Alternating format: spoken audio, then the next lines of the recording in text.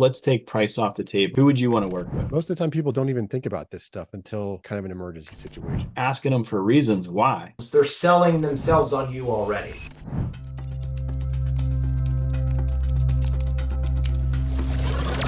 My name is Avery. I am the marketing manager here at ProLine. I'm filling in for Allie today while she is on site at an event.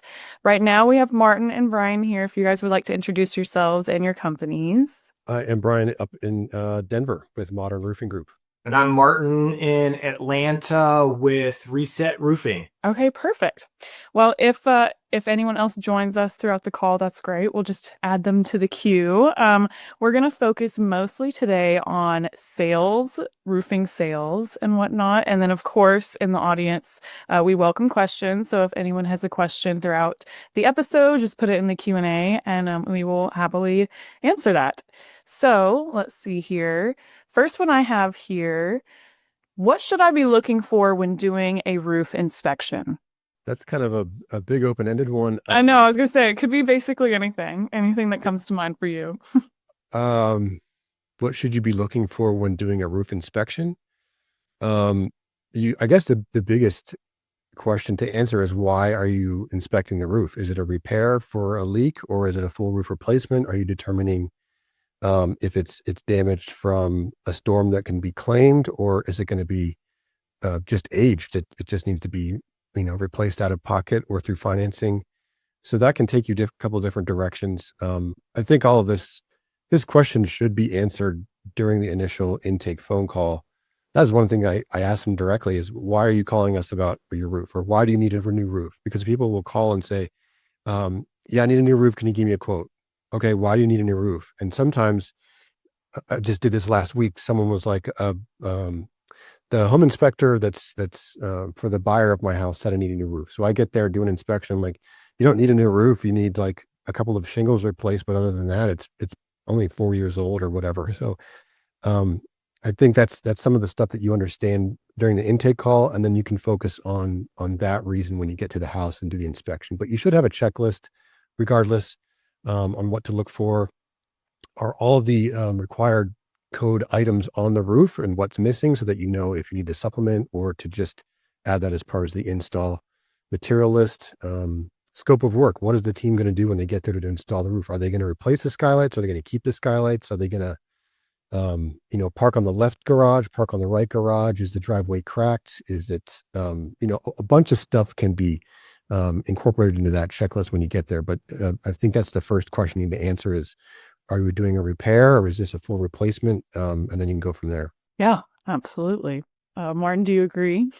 Yeah, I totally agree. I would definitely start with a lot of questions, and then obviously get into the attic and see the underside of the roof, and then start walking around the house, documenting everything like Brian said. I mean, getting on company cam and taking pictures of every little thing that you can see is so important for a good roof inspection. But again, with what Brian said, is getting with the homeowner and figuring out what they recommend or what they're wanting to have done, whether it's a new roof or a repair. I think that is a big ask that I would have for my inspection. Okay, absolutely. And we also have Mark Easton here. So hello. Sorry about that. No worries. Having some technical difficulties here. I know, and plus it's Monday. If you want to introduce yourself and your company, we'll keep rocking through some of these questions. Yeah, I'm Mark Easton from Bucko's Roofing, and happy to be here. Sweet. Pittsburgh, Pennsylvania. Awesome. So we're focusing mostly on roofing sales and just sales related questions in general. So we'll just jump into the next one. Okay. And if any of these don't work, or if you guys are like, oh, I don't know, just feel free to let me know. What is average cost paid on commissions for your sales guys? Who wants to go first? Go for it, Mark.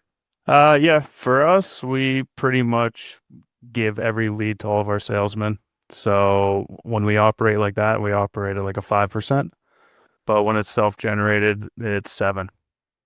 So that's pretty much how we do it.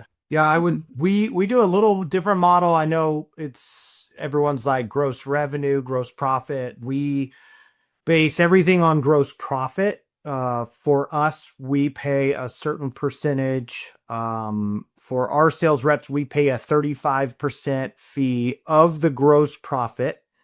And then 15% of the total revenue goes back for overhead and expenses. And then the 5% of that goes to the sales manager. So 35% and 5%. So 40% total for sales manager and salesman or woman, and 60% back towards the company.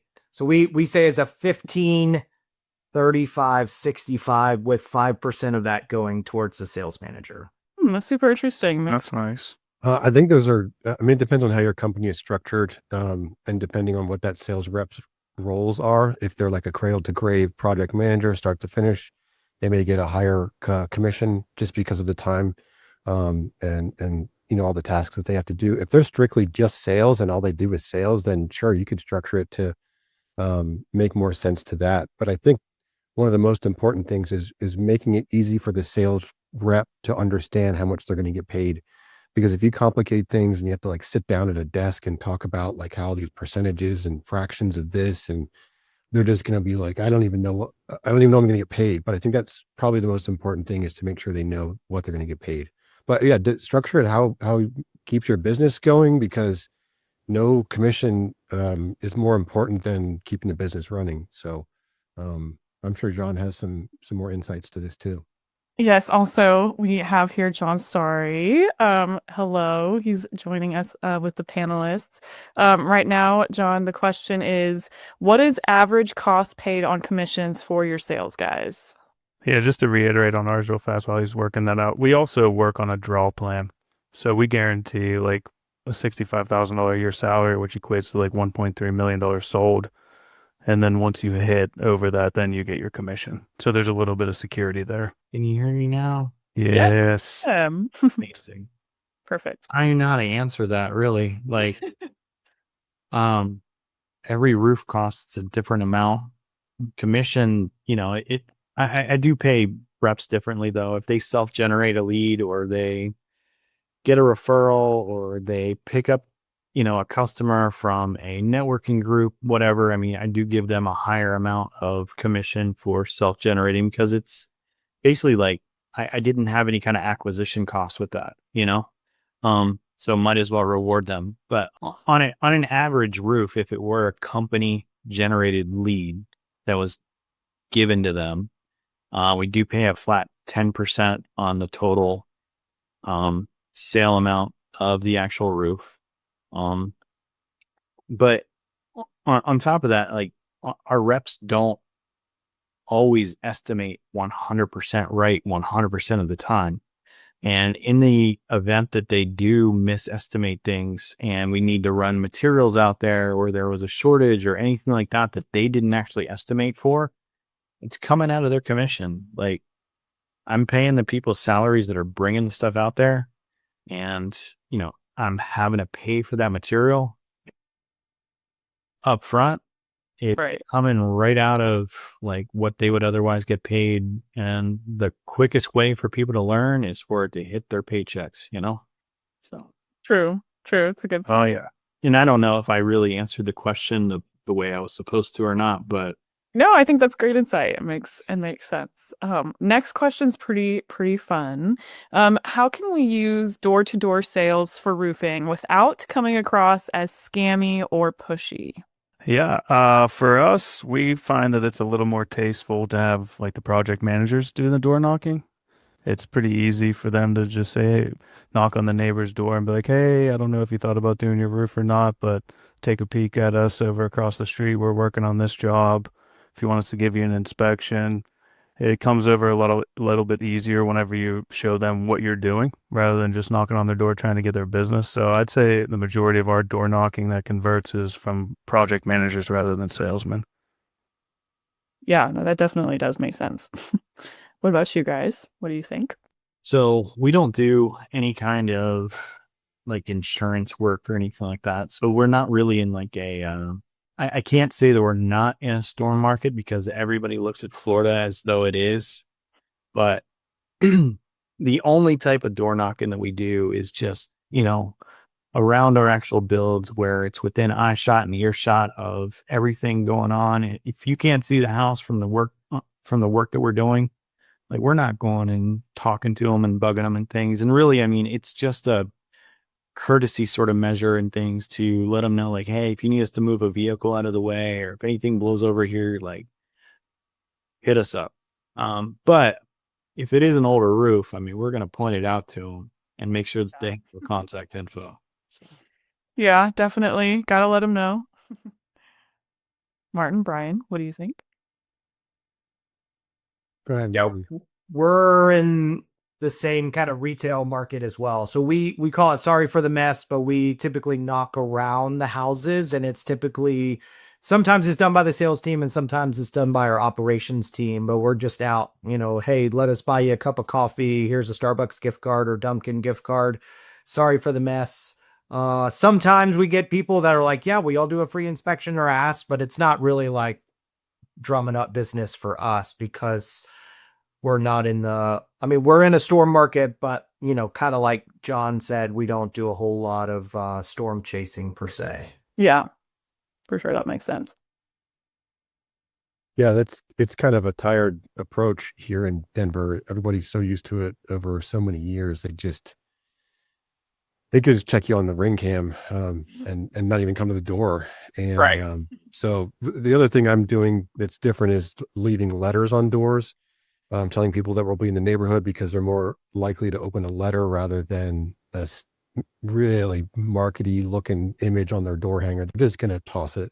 So I just did letters and tape them to their door and say, hey, this is a Modern Roofing Group. We're going to be doing your neighbor's roof. We just want to let you know, kind of like the pardon our noise thing. And, here's some contact information. If something blows in your backyard or something, we'll be happy to come get it. So, but I do target neighborhoods. I send out handwritten letters to like surrounding neighbors. Like I'll do like tile roof repairs and the letter will say, we earned your neighbor's trust to repair their tile roof. Just like your roof, we can come give you a free inspection and show you all the tiles that are broken or cracked or whatever.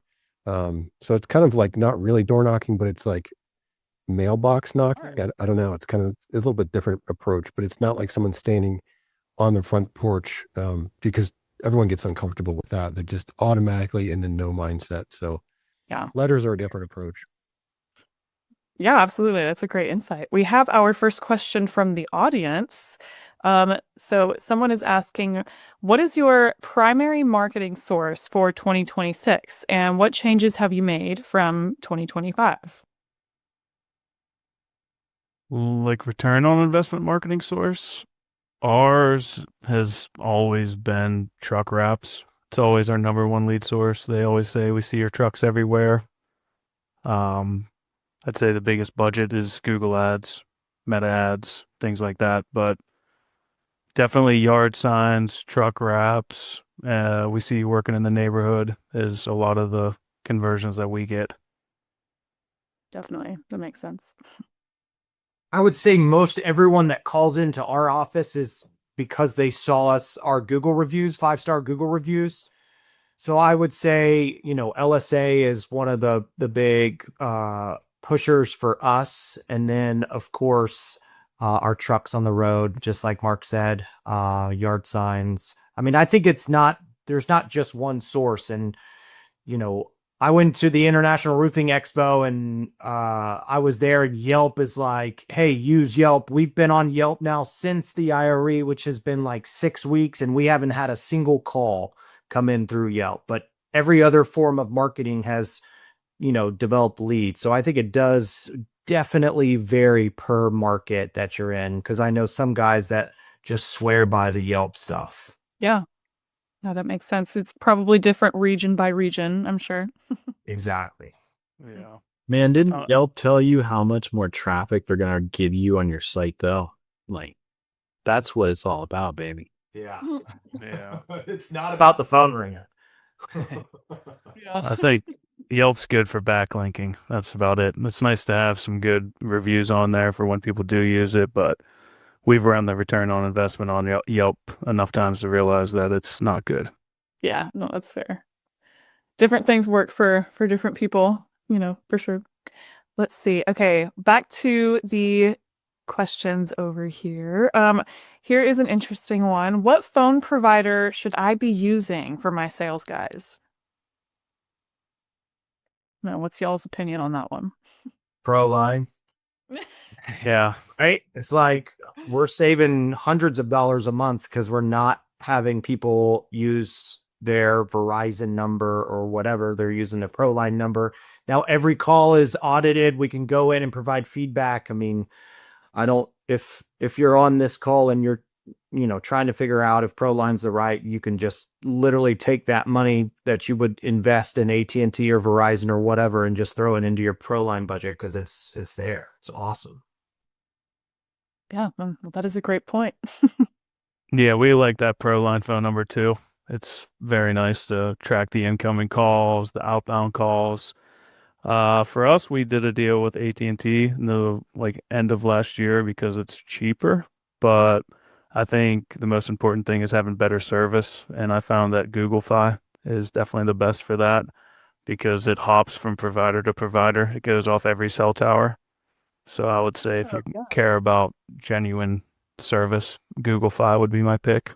It's a little more expensive, but it's also international. Mm-hmm. It's a good point.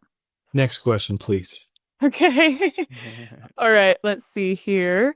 How can I overcome price objections when selling a roof? Nothing more expensive than a bad roof. I hit them with that all the time. So I stand by that. I think that this is one of the most heavily scrutinized services that there is.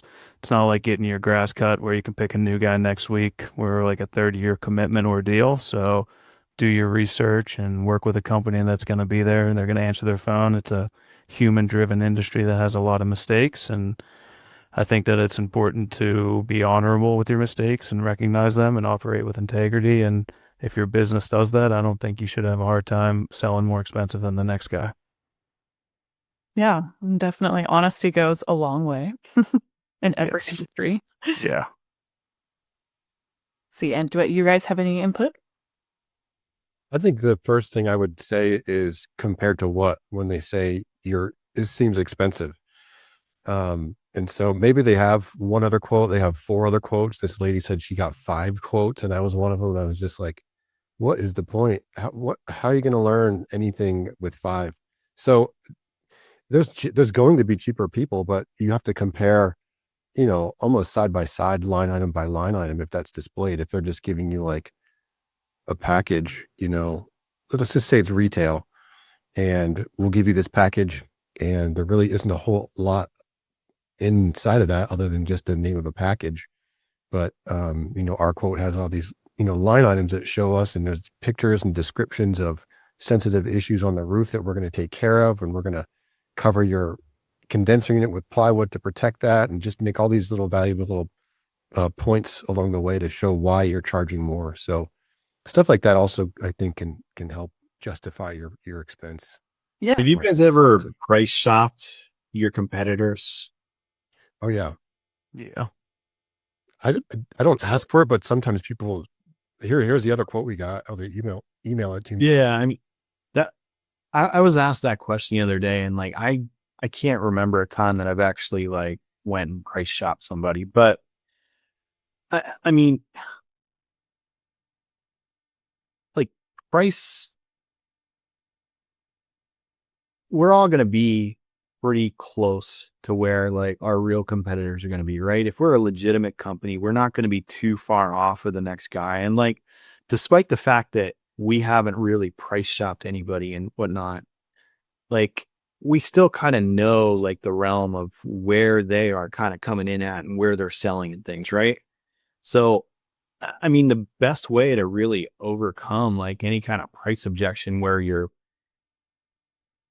sitting down with a homeowner at the kitchen table and, you guys are going over like, oh, well, you guys' price is $1,000 higher. Okay. But like end of the day, like what have you done to separate yourself and make you unique from everybody else that provided that quote, right?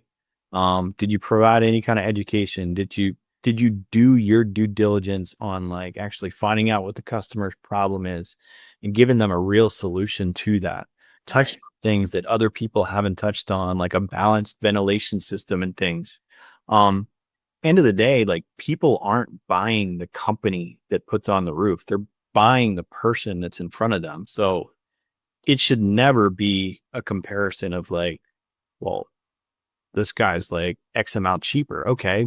They're throwing on some garbage shingle. Like, end of the day, like, what are you doing to set yourself apart from them? And like, one thing that Chuck Toki does that is absolutely like the best way to handle that objection is just like, all right, let's take price off the table and let's pretend every single estimate that you got is the same exact price. Who would you want to work with? And then if they say you just keep asking them for reasons why.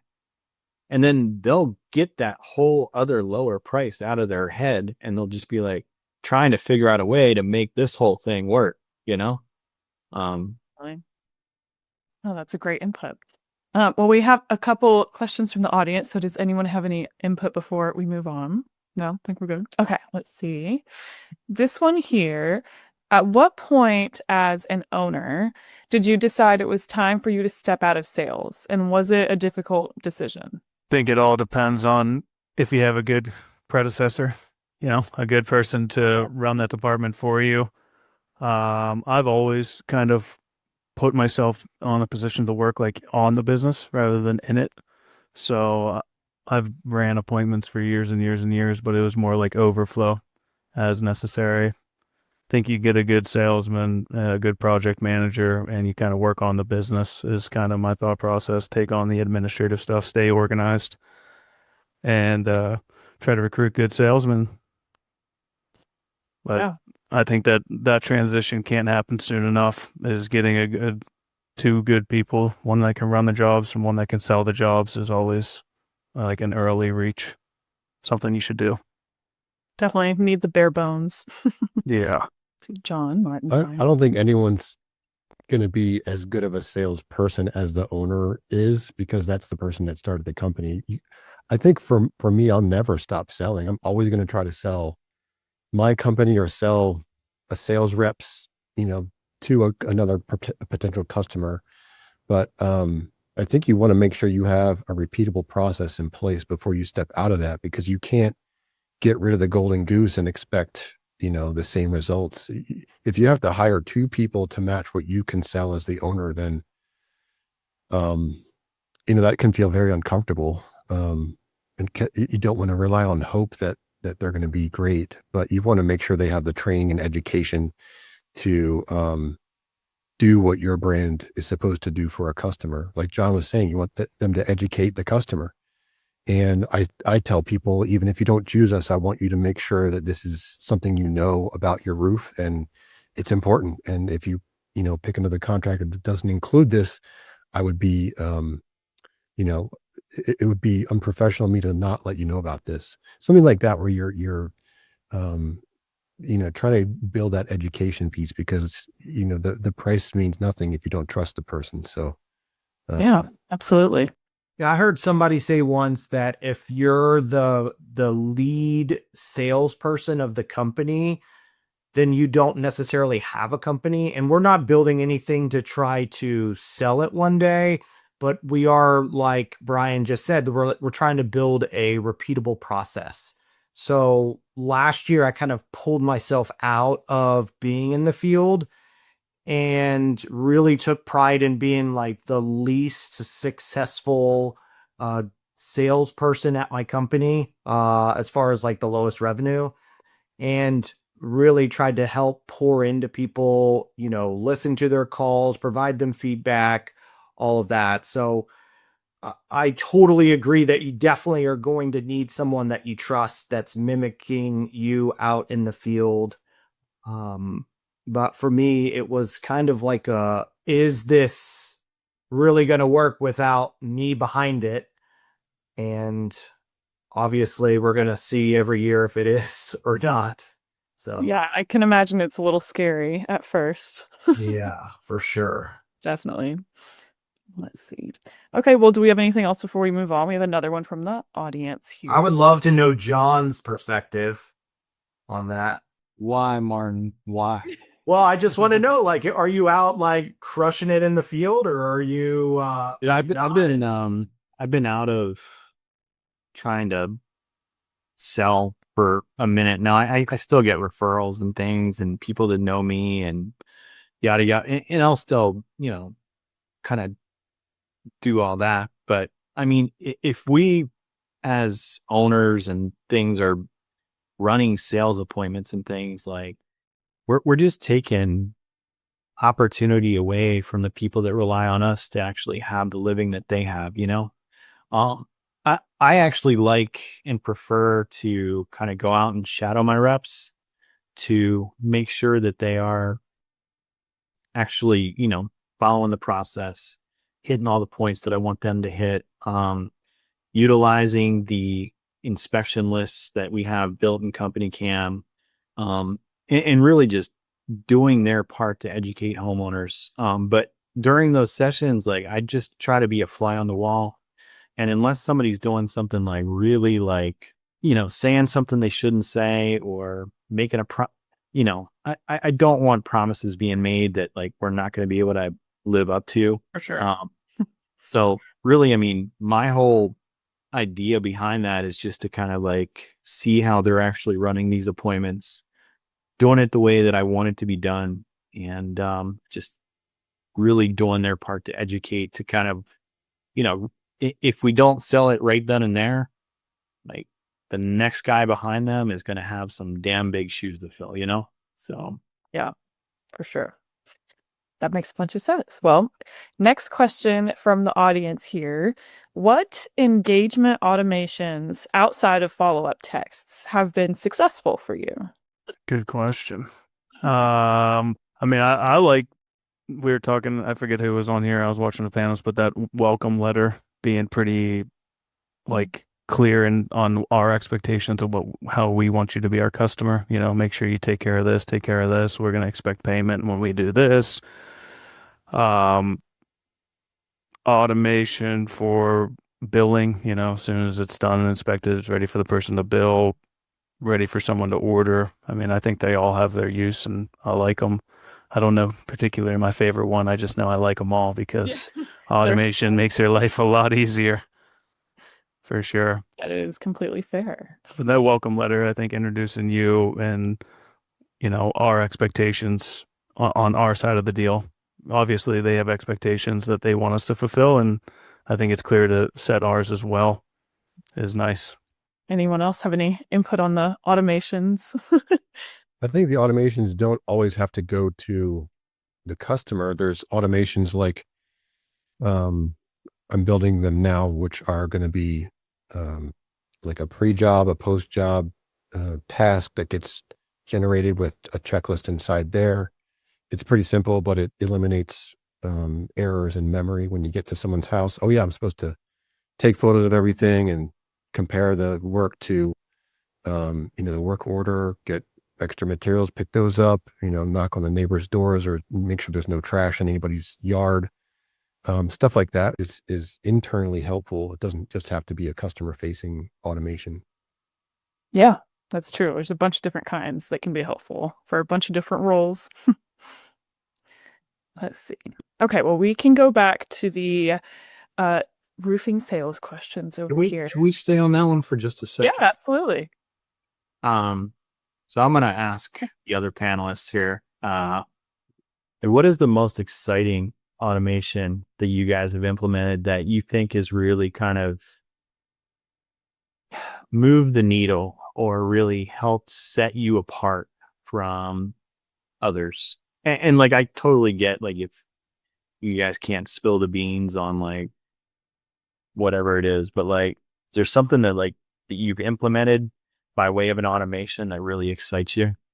Mine's kind of simple. I mean, John and I are members of the RSRA, so we have a lot of valuable information inside there. One of them is the appointment notifications.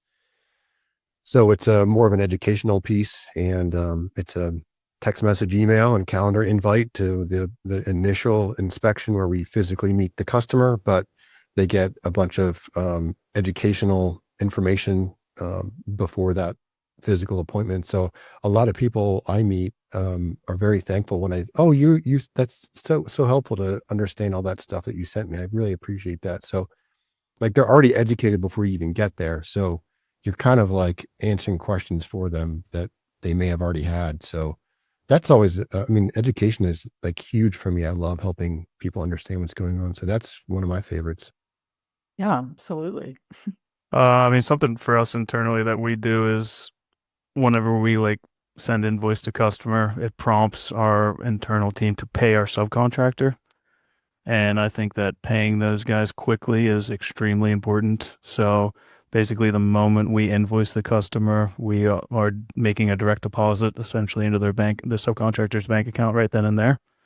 So I think that keeping that relationship with your subcontractor to the point where they're getting paid quickly is something that's helped our business, makes sub crews want to work with us.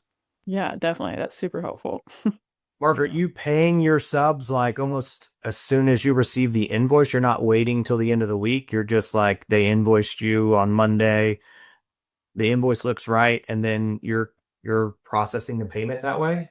Well, we used to always like have, submit your invoices to us by Wednesday, we'll pay you on Friday. And then you run through all the jobs that you did. And like, we're running a lot of jobs, a lot of crews. Like we run like 14 crews a day in the busy season. So it's like so much to keep up with. But now with ProLine, we started implementing all of our labor and it gets put onto our subcontractor agreement.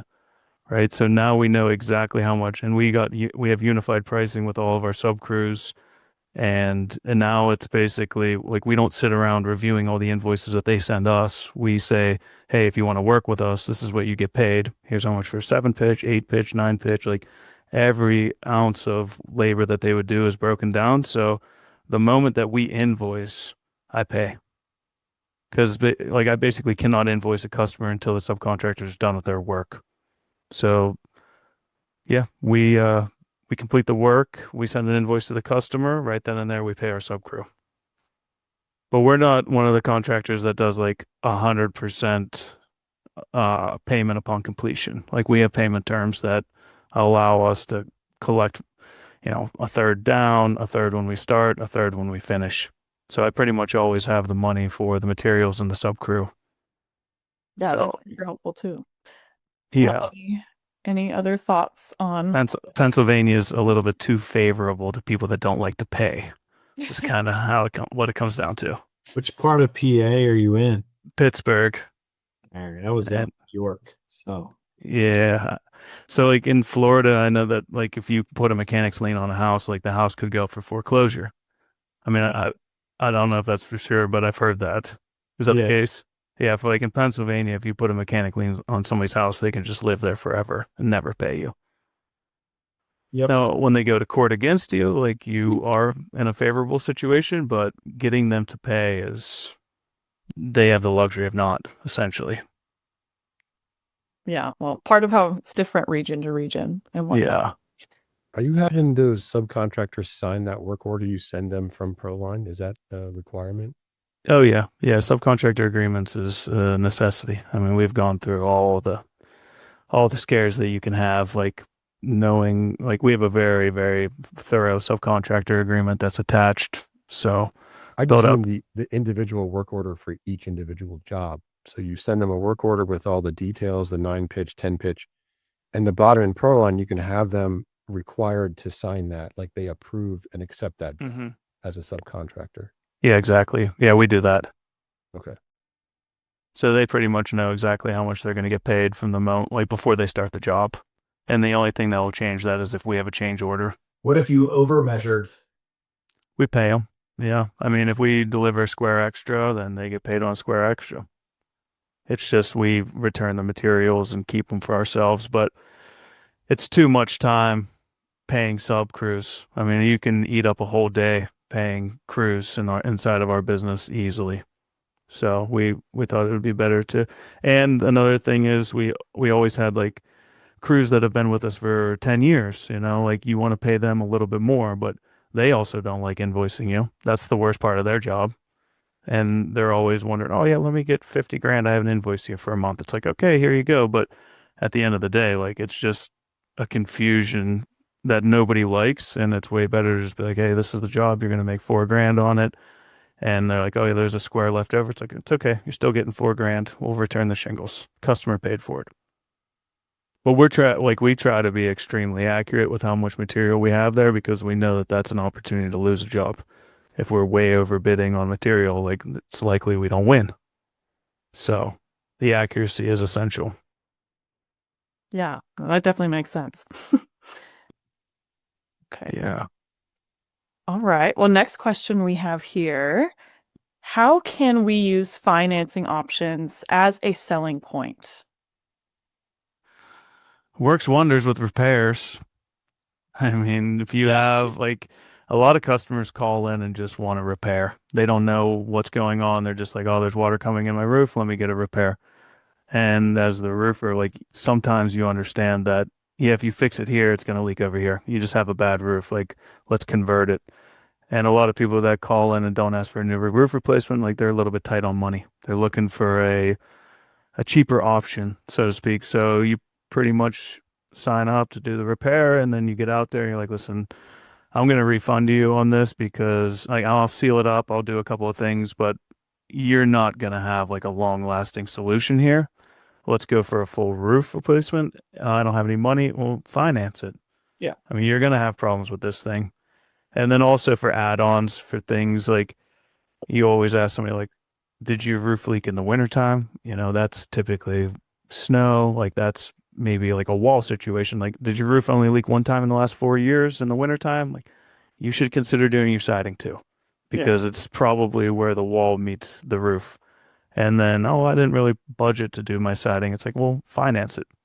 Gutters, like add-ons and things like that that are actually truly necessary. I think financing is a nice option.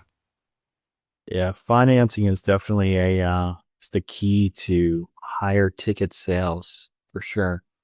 And it's crazy. Like we made one small change to our proposals and the way that we present, and we really kind of simplified our options. And it seems like people have gravitated from like the middle option more toward like the top option now. And like whenever they're not having to like shell out all that cash right up front, like, and they can use somebody else's money, like it just makes them want to spend more and maximize the total amount that they actually got approved for. So you can't be bringing up financing like right whenever you get to the price discussion. You need to like kind of be talking about that the entire duration of the time that you're actually there in front of them. Mm-hmm. Yeah, some people get offended when you bring it up. But then majority of people finance everything even if they do have money. It's like put it in the stock market, you know? Right. Yeah, definitely. Martin, Brian, do you guys have any thoughts on financing and whatnot? Man, we suck at financing.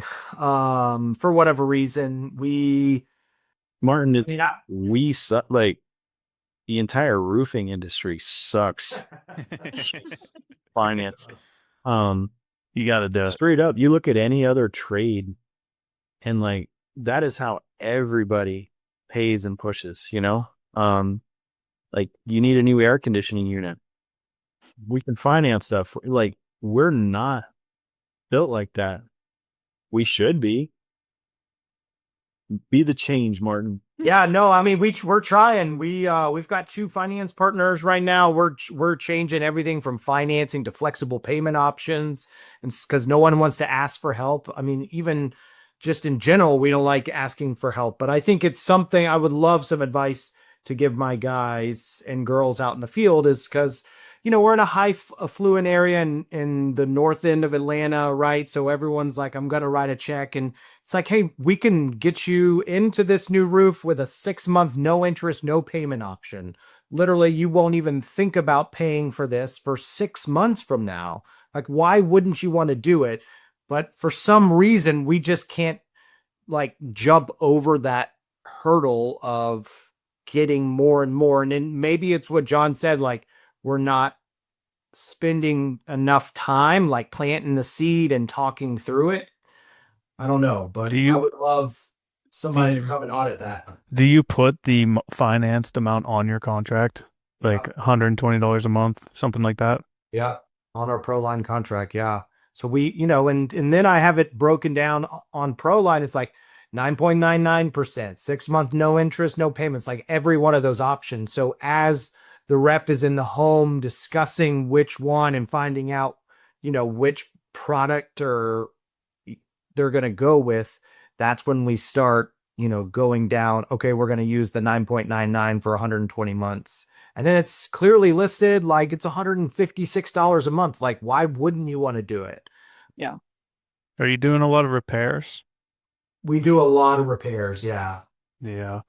I mean, for us, I don't think we probably finance more than 10% of our clients either.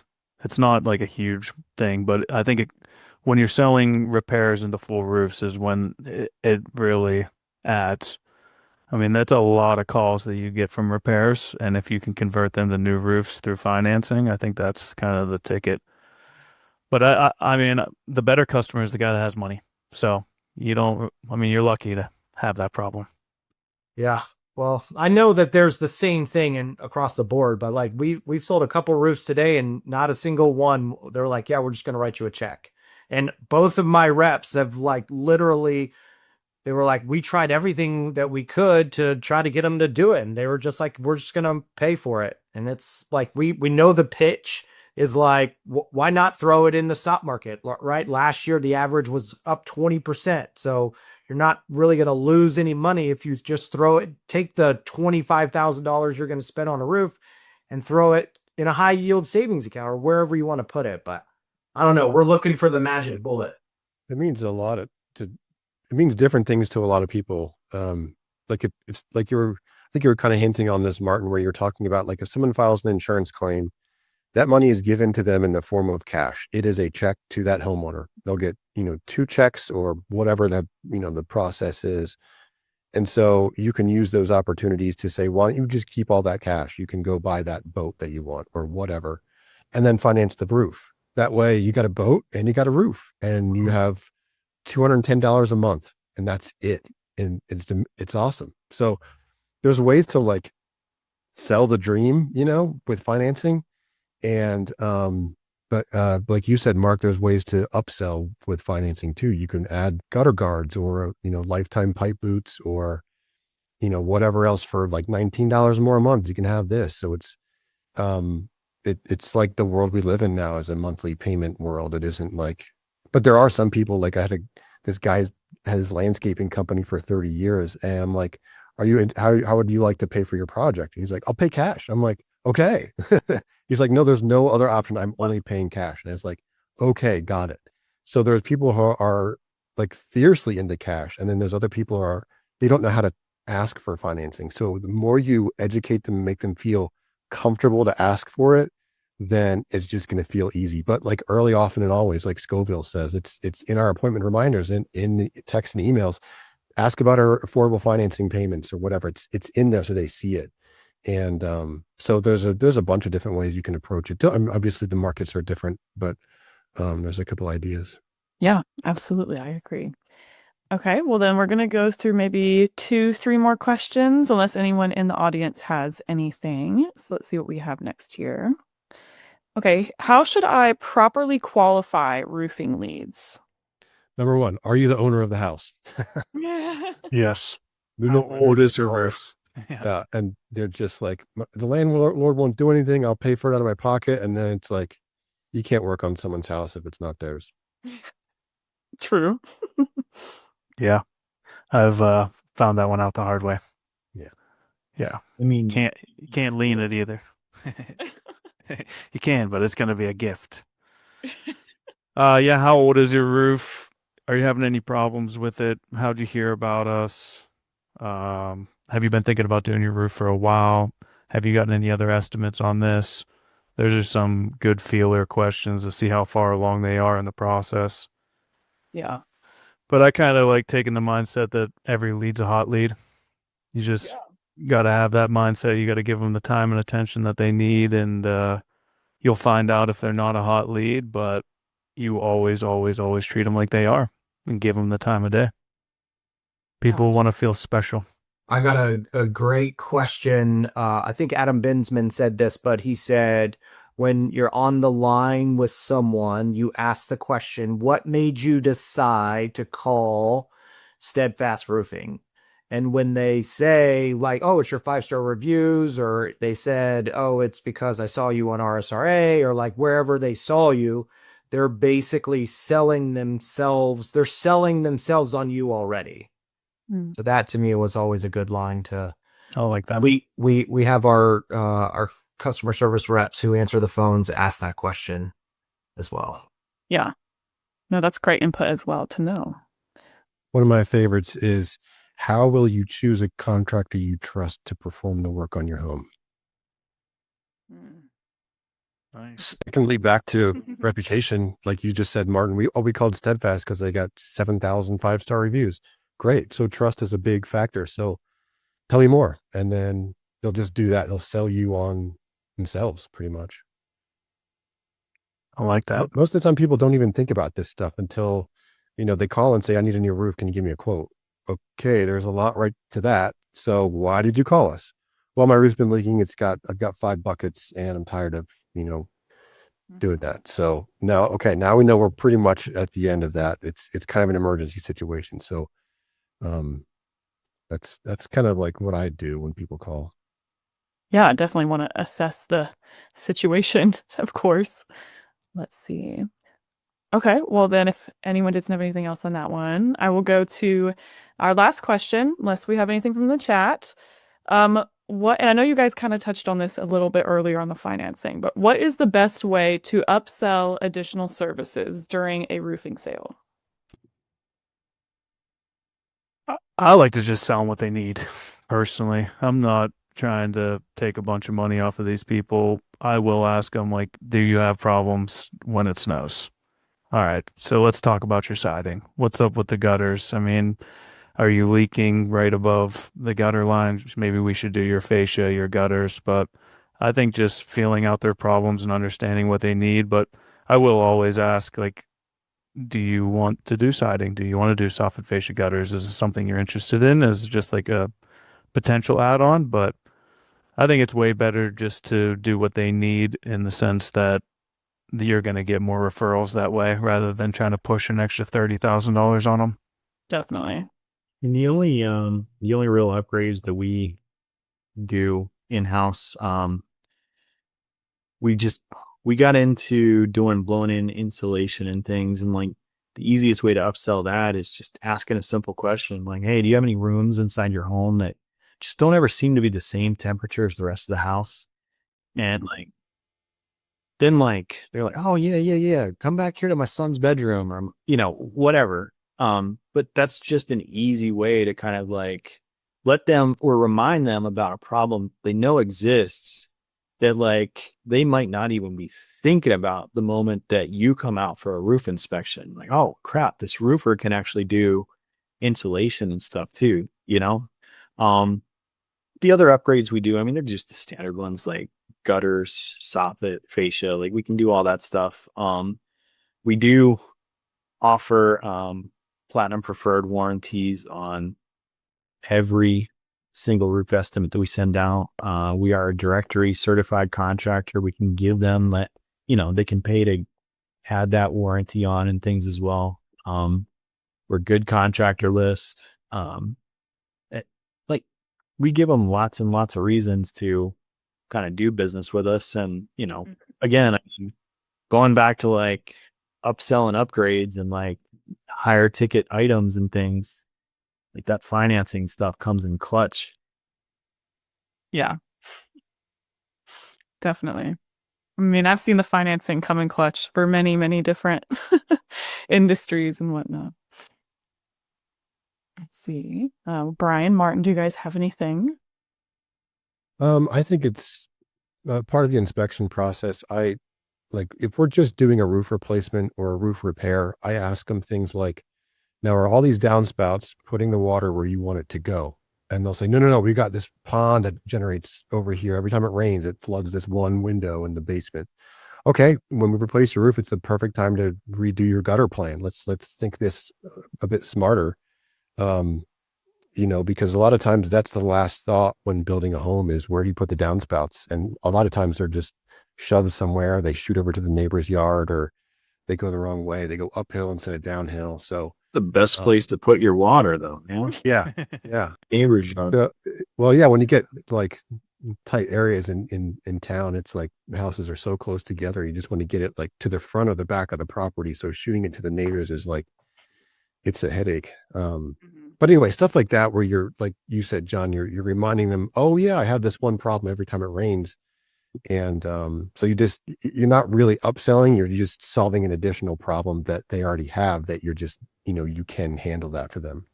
Then the insulation thing, perfect. It's like, while we're there, we can just pop open a panel, piece of plywood on the roof and blow in some insulation and get you buttoned up. So One thing that we are moving into this year, though, that I didn't really talk about, I just picked up a roof rejuvenation trailer on Friday.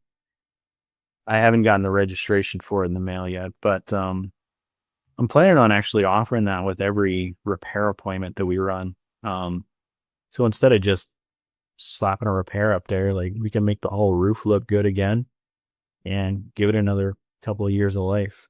And I'm hoping that in turn creates like a bigger, ticket for what would otherwise be like a low ticket repair. Well, we did get one quick question from the audience, from the chat. I'm not as familiar with this, so you guys are going to take the lead on this one. But they're asking, do you see benefit in being a directory certified contractor? I personally love Dimitri. He's a good guy. I have not been a part of his program, so I can't speak on it, but he is a guy that I like, and I think supporting him would be in my best interest, and I'd be happy to join it. I think it sounds like a good idea, but I can't really speak on it. Yeah, super fair. I mean, I think in some situations it makes sense. If you're going into it as anything more than assurance for a customer, I really wouldn't. But I mean, the one thing that I would say is, like, it seems like every time that there is a clean, you're finding out about who that was, you know what I mean? That, had the issue, and you're probably going to get dragged through the mud a little bit. I did have 2 claims come through directory before, but it was just a customer misunderstanding. Like, she didn't like how, like, a piece of soffit was kind of soffit that we didn't even touch, that she was just wondering if we could do something. So instead of contacting us, they contacted directory, and just, but having those combos with Dimitri sometimes, it's just like, oh man. But anyway, they've never been anything that's substantiated into anything, fortunately on my side. But like, I've seen some people that have done some really crappy work that, have had, been called out on his channel. And end of the day, I'd like to see less and less of that stuff in this industry, because we don't need another bad roofer. Yeah. I think that's a good motto. Okay, well then, thank you all so much for being here today and taking the time to be on Roofer2Roofer. Again, I'm Avery, the marketing manager here at ProLine, and these are our great panelists. So thank y'all again, and everyone have a great Monday. So bye. Thank you. yeah. Bye.